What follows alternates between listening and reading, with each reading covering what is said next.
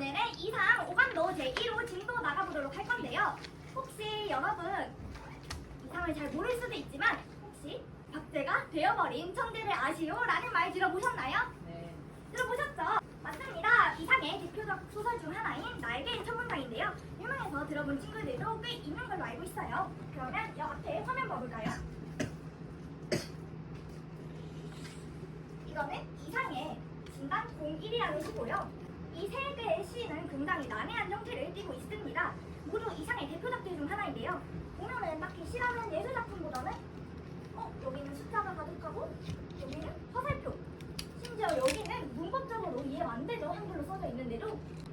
맞습니다. 이상은 이런 특이한 문체가 특징인 모더니즘에 기반한 아방가르드 문학을 바탕으로 시초자로 알려져 있습니다. 이것이 초현실주의나 모더니즘 혹은 아방가르드 문학의 미술에서의 적용인데요. 아까 봤던 시들과 비교해봤을 때 굉장히 난해한 형태를 띠는 게 이렇게 다 닮아있다고 볼 수 있습니다. 그런데 혹시 여기 시들의 형태적으로 공통점이 보이실까요? 띄어쓰기 없습니다. 맞습니다. 띄어쓰기가 없죠? 이상 시들의 특징 중 하나는 바로 띄어쓰기가 없다는 점입니다. 이를 비중생 율격성이나 정서법 등 모든 상식이나 질서를 거부하겠다는 아방가르드 문학의 특성을 엿볼 수도 있어요. 언뜻 보면 아무 말이나 하는 것처럼 보이지만 사실 이상은 다방면에서 굉장히 똑똑한 사람이었다고 합니다. 더 놀라운 점은 이상은 시인이지만 심지어 이과였어요. 대박이죠? 이래서 이상의 시에 관련 지식이 굉장히 많이 내포되어 있기도 합니다. 오늘 우리는 이상의 대표작 중 하나인 오감독 시제 1편을 배워보는 시간을 가질 건데요. 자, 아까 나눠드린 프린트 봐보실까요?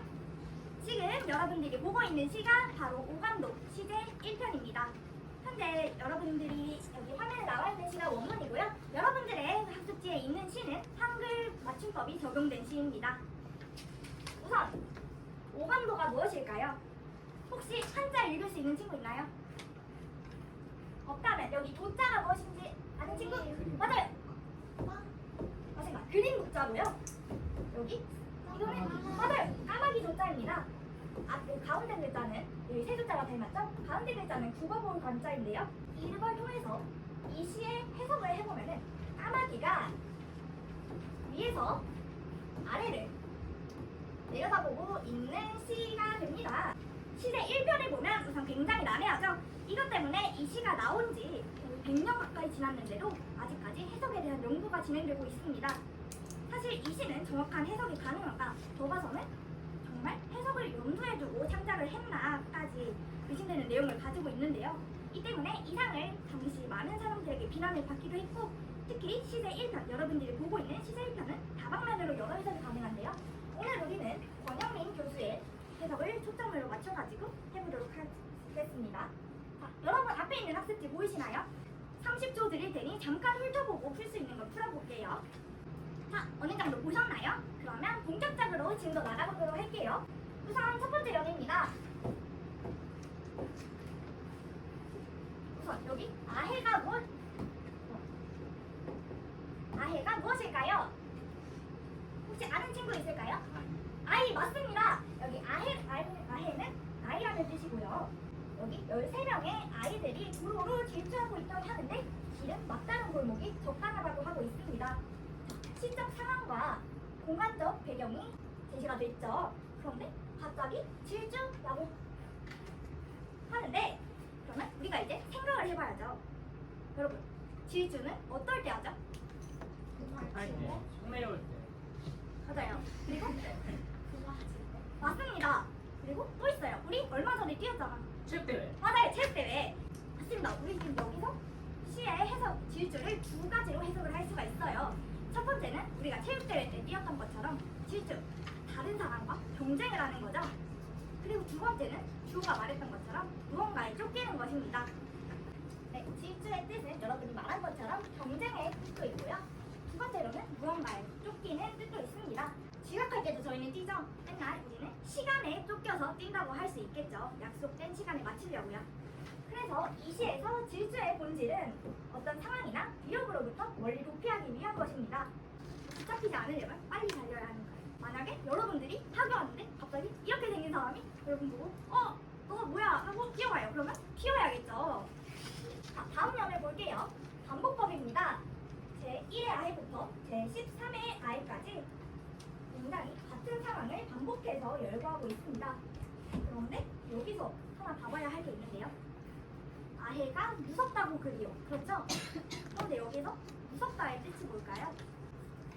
아마 여러분이 생각하기에는 여기 아해가 만약에 귀신을 꿈꾸고 엄마한테 엄마가 무서워 하는 아이처럼 무섭다고 말하고 있는 것처럼 보일 텐데요. 만약 여기서 두 번째 뜻으로 해석을 해본다면 아해는 무서워하는 게 아니라 무서운 존재 그 자체가 됩니다. 만약 여러분들이 친구랑 놀이공원에 갔어요. 근데 무서운 걸 잘 못 타. 그러면은 식스프레스를 타자고 했는데 안 돼. 저거 무섭대. 라고 하겠죠? 차이를 아시겠어요? 네. 나 무서워. 와 저거 무서워. 의 차이입니다. 이거는 저희 오징어 게임에 나오는 할아버지인데요. 제발 그만해. 나 무서워. 하는 거는 자기가 무섭다는 뜻이고 여기 할아버지는 그거 무서워. 라고 하면은 무서움의 객체를 이야기하고 있는 거죠. 이것이 영어로는 스케어리와 스케어얼즈의 차이입니다. 한국어로는 같이 무서워지만 이 시에는 이것이 어떻게 적용이 되냐면 이게 자연에서 굉장히 제대로 나오는데요. 1인의 아이가 무서운 아이라도 좋고 또 누구가 무서운 아이라도 좋고 누구는 무서워하는 아이라도 좋습니다. 자, 여러분 아해가 누구를 무서워하고 있죠? 맞습니다. 그러면은 이 시에서 무서워하는 존재는 누군가요? 두 개 다 아해입니다. 무서운 존재는 아까 무서운 아해라도 줬어. 두 번째 뜻으로 해석할 때 이렇게 나오고요. 무서워하는 주체는 또한 아해입니다. 정리해볼까요? 공포의 대상은 아해고 그 아해를 무서워하는 주체 또한 아해입니다. 다시 말하자면 무섭다고 하는 13명의 아해 중 무서운 그러니까 스케어리 아이가 있고 이 무서운 아이를 무서워하는 또 다른 아이가 있습니다. 우리 첫 번째 연에서는 아해가 질투하고 길이 막다른 골목이면 적당하다고 쓰여 있는데요. 그런데 마지막 연을 보면은 길이 뚫린 골목이라도 적당하고 심지어는 아해가 질투하지 아니하려고 줬어 라고 하고 있습니다. 굉장히 당황스럽죠? 왜냐하면 지금까지 해석한 게 완전히 불가평되는 거 아닙니까? 이런 말을 반대 진술이라고 하는데요. 놀라운 점은 이 반대 진술이 이 시에서 말하고자 하는 내용을 어떤 경우라도 실상은 마찬가지라는 것을 뜻한다는 것입니다. 그러니까 아해가 질투하든 질투하지 않든 길이 뚫린 골목이든 막다른 골목이든 결국 이 시에서 말하고자 하는 아해가 아해를 무서워한다는 바뀌지 않는 거죠. 그러니까 만약에 여러분이 학원을 쬐어요. 부모님 몰래. 그런데 학원 선생님이 뿅 해가지고 여기 땡땡이 어머님 땡땡이가 학원에 안 한대요. 근데 정말요? 왜죠? 간다고 했는데? 그러면 이제 정말 문제가 없죠. 너 어디니? 이제 여러분이 그거 보고 망했다 하고 집에 바로 들어갈 수도 있고 아니면 어차피 망한 김에 좀 더 놀다 들어갈 수도 있습니다. 그런데 결국 이 반대 상황이지만 결과는 똑같아요. 왜냐면 우리가 집에 바로 들어가든 늦게 들어가든 결국 혼나죠. 이게 반대 상황에서 같은 결과가 나타나는 반대 진술이라고 할 수 있습니다. 정리해볼까요? 도로를 질주하면서 경쟁하고 있는 13명의 아해들. 상대방을 공포의 대상으로 여기면서 13명의 아해들. 근데 상대방을 이제 공포의 대상으로 여기면서 서로 분열되고 대립하여 경쟁하고 상호 대립과 갈등 그리고 이 불신이 이 상황을 만들어낸 것입니다.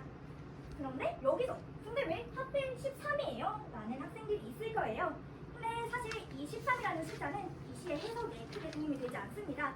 종말의 숫자라는 13의 의미와 조선 13도라던가 이상의 경성고등학교 건축과 동기들의 수인 13명을 대입해봐도 시적 의미에 깊이 도달하기 어렵기 때문인데요.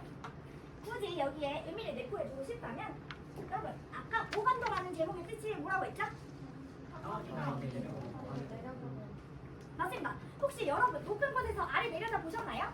다들 어떻게 보이죠? 조그맣게 보여요. 그래서 굉장히 조그맣게 보이죠? 그러면은 여기에서 말하는 아해가 사실은 아해가 아닐 수도 있습니다. 왜냐면 까마귀가 공중에서 아래를 내려다보면 모든 것이 다 작게 보일 거예요. 성인이든 아이든 뭐 할아버지든 어머니든 인간 모두의 수업을 것입니다. 이 시에서 13은 지구상에 살고 있는 인간 그 자체를 의미합니다. 13은 종말의 숫자이며 또 이 시의 주제와 같이 볼시 인간 존재의 위기를 암시하는 역할을 합니다. 여기 13? 근데 왜 13이 갑자기 종말의 숫자예요? 하는 여러분들이 있을 텐데 대표적으로 이제 13일의 금요일 문제 아시죠? 이런 괴담이 13 종말론을 이제 대입해서 말한 거라고 할 수 있습니다. 그래서 이 시를 정리해보자면 공중에 떠있는 까마귀의 시선에 빌려 인간을 공포의 대상으로 여길 수밖에 없게 된 인간 사회의 비리와 모순을 지적하는 목적을 굉장히 천재적으로 표현하고 있는 시인데요. 그러므로 이 시에서 강조하는 아이들이 공포심은 현실을 살아가는 인간의 대립, 갈등, 분열, 그리고 질시와 거기서 비롯되는 상호 불신, 공포, 불안의 상태를 단순화하여 무서움이라고 표현한 것이라고 볼 수 있습니다. 이게 바로 이 시의 주제이자 정서입니다. 아까 질주의 뜻을 좀 더 확대해서 적용해보면 시의 해석은 더 정확해진대요. 아까 저희가 두 개가 나왔어요. 뭐가 나왔죠? 맞아요. 경쟁. 두 번째? 맞아요. 근데 우리가 지금까지는 두려움을 해서 도망치는 걸로 해석을 했는데요. 혹시 여기에 경쟁의 의미를 적용을 해보면요. 사람들 사이의 불신 자체가 현대 문명이 만들어낸 속도와 경쟁에 대한 두려움에도 굉장히 관련이 있는 정서겠죠? 이 점을 굉장히 잘 접목시켜서 예술로 표현해낸 이상의 오감도 시제 1호가 바로 이것이었습니다. 아까 여러분 학습지 받으셨을 텐데요. 혹시 세 번째 질문 발표해 보실 분 있으신가요? 네. 발표해 보세요. 자다가 꿈에 좀비가 나와서 도망치고 싶었는데 네. 발이 떨어지지 않아서 물렸던 경험이 있습니다. 저도 비슷한 경험이 있습니다. 저는 조금 다르긴 했는데요. 꿈에서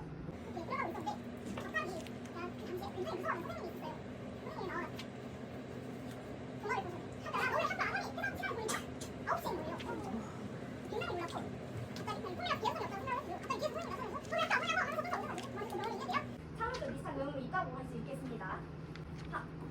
다들 어떠셨나요? 처음 볼 때 막막하지만 막상 해석해보는 맛이 있는 시였는데요. 오늘 이상의 오감도 해석해보고 알아보는 시간 가져봤는데 오늘 수업을 통해서 너희가 이런 아방가르드 문학에도 관심을 가져보는 기회가 되었으면 좋겠습니다. 이상의 다른 작품들이나 타 작가들의 초현실주의 문학도 굉장히 재밌거든요. 오늘 한 것처럼. 오늘 너무 수고 많았고 다음 시간에 또 다른 초현실주의 작품 해석으로 만나도록 할게요. 감사합니다.